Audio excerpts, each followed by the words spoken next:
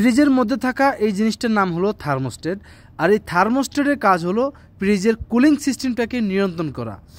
আর অনেকে আছেন বছরের পর বছর ফ্রিজ ব্যবহার করেন কিন্তু এখনও জানেন না যে এর কাজ কী।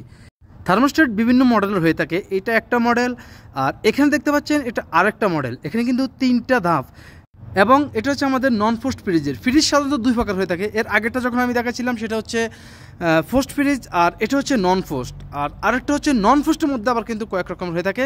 যেমন এটা হচ্ছে আমাদের ইনভার্টার ফ্রিজ, মানে নন ফোস্টে কিন্তু ইনভার্টার। এটার মধ্যে সিস্টেমটা দেখতে পাচ্ছেন একটু ভিন্ন রকম। এর কারণ হলো এটা কিন্তু সম্পূর্ণ টাচ সিস্টেম এবং ভলিউমও আছে, এর মডেল একটু আলাদা। অন্যান্যগুলো থেকে এটা একটু ব্যতিক্রম। বর্তমানে এগুলো কিন্তু বাজারে খুবই প্রচলিত। আগেরগুলো হচ্ছে পুরনো মডেল, এটা হচ্ছে নতুন মডেল। এখন মডেল যেটাই হোক না কেন, এগুলোর সবগুলারই একই কাজ, যে ফ্রিজের কুলিং সিস্টেমটাকে নিয়ন্ত্রণ করা। আর কুলিং সিস্টেম নিয়ন্ত্রণের মাধ্যমে কিন্তু আপনার ফ্রিজের বিল কম থেকে শুরু করে, মানে ফ্রিজের কতটুকু মালামাল হলে, কতটুকু লোড হলে আপনি কতটুকু পাওয়ার দিয়ে রাখবেন সেই সম্পর্কে কিন্তু আপনাকে জানতে হবে।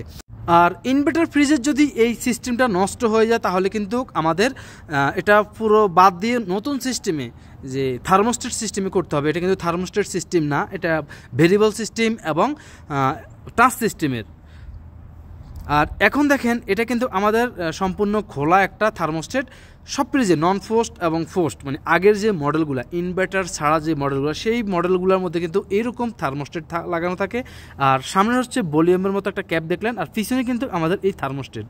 এখন এই থার্মোস্টেটটা কাজ করে কিভাবে, যারা মিস্ত্রি তারা কিন্তু জানে না, যারা গৃহস্থ বা এগুলা কাজ করেন না, বুঝেন না, জানেন না, তারা কিন্তু শুধুমাত্র দেখছেন যে একটা ভলিউম আছে এবং ভলিউমে আমি 1 থেকে 7 কোনটার মধ্যে কম থাকে কোনটা বেশি থাকে ভলিউম। তো নাম্বার যেটাই থাকুক না কেন কোনো সমস্যা নাই, কিন্তু আপনাকে জিনিসটা বুঝলে হবে। তো এই যেই একটা 5-এর মধ্যে দেখতে পাচ্ছি থার্মোস্টেটের পিছনে, এটা হচ্ছে একটা থার্মোস্টেটের 5। আর এই থার্মোস্টেটের 5-এর ভিতরে কিন্তু গ্যাস আছে। এটার সামনের যে মাথার অংশটা আমি খুলে নেই, খুললে আপনারা বুঝবেন। দেখেন এই যে ভিতরে 5টা দেখতে পাচ্ছেন, এটা একটু খুলে না নিলে আমরা দেখবে না, একটু খুলে নেই। তো দেখেন এখন দেখেন এই খুলে নেওয়ার পর এখন এই যে অ্যালুমিনিয়ামের একটা 5, এই 5-এর ভিতরে গ্যাস আছে এবং এই 5-এর মাথা দেখতে পাচ্ছেন ছোট্ট একটা বলের মতো। এটাকে আমরা বলে থাকি টেকনিশিয়ান ভাষায় রিমোট বাল্ব।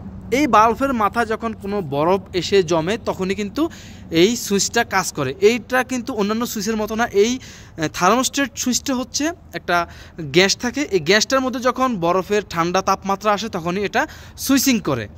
এখন মনে করেন যে সাধারণত আপনারা দেখবেন 1 থেকে 7 পর্যন্ত বা 1 থেকে 5 পর্যন্ত বা 6 পর্যন্ত যেরকমই থাকুক, এই থার্মোস্টেটগুলো আমরা একটা নির্দিষ্ট মাত্রা দিয়ে রাখি। আর এগুলো কিন্তু আমাদের ফ্রিজের নন ফোস্টের নিচের মধ্যে এবং ফোস্টেরও কিন্তু নিচের মধ্যে, মানে নর্মালের মধ্যে আপনার এরকম যে 5 দেখতে পাচ্ছেন, এই 5-এর পাশে, যেহেতু এটা ফোস্ট ফ্রিজ সেজন্য এটা 5, এই যে 5গুলো দেখুন এগুলোর মধ্যে কিন্তু 5 আছে ভিতরে এবং গ্যাস আছে এখানে দেওয়া থাকে।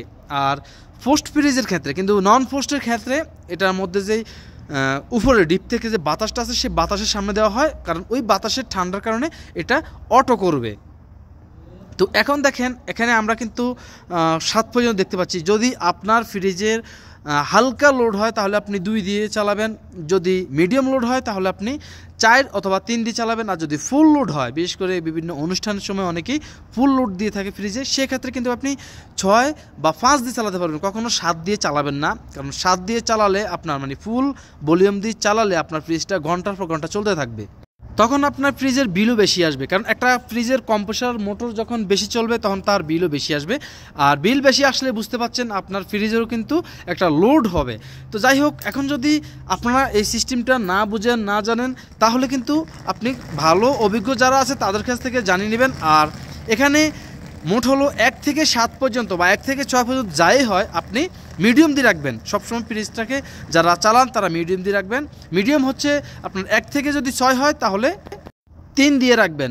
আর যদি আপনার ফ্রিজের একবারে ফুল লোড হয়ে যায়, মানে মাছ মাংস একবারে বেশি এবং নর্মালও অনেক বেশি, সেক্ষেত্রে আপনি প্রথমে যদি আপনার ফ্রিজে 7 পর্যন্ত থাকে তাহলে আপনি 6 বা 5 পর্যন্ত দিয়ে রাখবেন একদিন পরে আপনি এটাকে আবার 3 অথবা 4-এর মধ্যে নিয়ে আসবেন। 3, 3.5, 4 এরকম দিয়ে রাখবেন, কোনো সমস্যা নাই। এটা জাস্ট আপনার ফ্রিজটা যতটুকু পরিমাণ ঠান্ডা হওয়ার, অতটুকু পরিমাণ ঠান্ডা হলেই এটা অটোমেটিক সুইচ কাজ করবে। আবার যখন ফ্রিজটা আপনার ওই ঠান্ডাটা কমে যাবে তখন আবার এটা সুইচিং কাজ করে আবার ফ্রিজটাকে অন করে দেবে। সম্পূর্ণ অটোমেটিকলি এটা কাজ করে। আর যে সকল ভাই ও বোনেরা টেকনিশিয়ান আছেন, ফ্রিজের কাজ করেন, মোটামুটি সাধারণ হলেও আপনি জানেন, সেক্ষেত্রে যেসব ভাইয়েরা এই থার্মোস্টেটটা রিসেট করতে জানেন না বা এটাকে কানেকশন করতে জানেন না, সেক্ষেত্রে আমার এই চ্যানেলের মধ্যে ভিডিও দেওয়া আছে রেফ্রিজারেটর প্লেলিস্ট নিয়ে।